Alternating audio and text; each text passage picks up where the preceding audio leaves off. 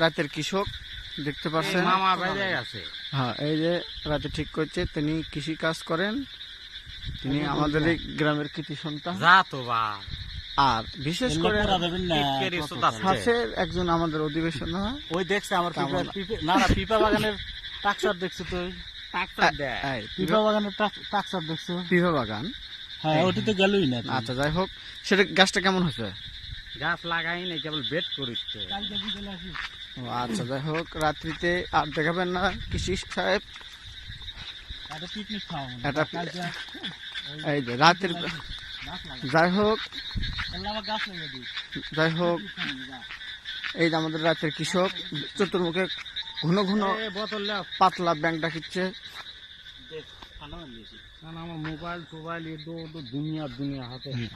যাই হোক, এই রাত্রিতে কৃষি কাজের এই যে তার সাথে অ্যাসিস্ট্যান্ট হিসেবে আছেন,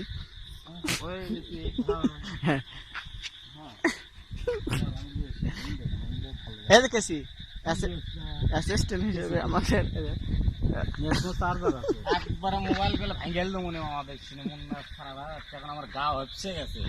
এই যে নতুন কৃষি আবাদে শিখিচ্ছেন। সবচেয়ে বড় করে নুরেনের বেটা, এই নুরেনের বেটা কাম খাম করে দিয়া অটো তুলে দিছে, সারা চোরা অটো তো আমি ঘুরিচ্ছি।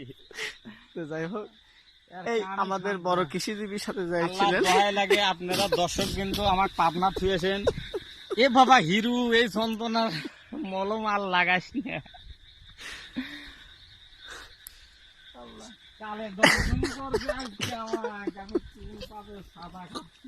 যাই হোক, আমাদের গ্রামের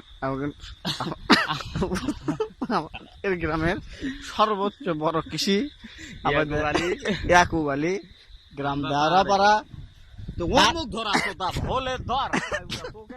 তার সাথে নতুন কৃষি আবাদ করবেন আমার শিখাচ্ছে। আমরা তাকে দেখাবো এখন এই রাত্রি কি আবাদ করবি, সেই লোক শিখতে রাখছে। এই লোক এই মালটাকে দেখবো বাবা, এই মালটা 10 কাঠাকে 1 বিঘা জমি তোমার ছাইড়া দিচ্ছি, এর মধ্যে ফুটবল খেলো, তা তুমি কৃষি আবাদ করো না, এই যন্ত্রণার মলম আর তুমি দিও না। যাই হোক, কৃষক ইনি ওনার কাছ থেকে শিখতে আসছেন। এই রাত 2:30 বাজে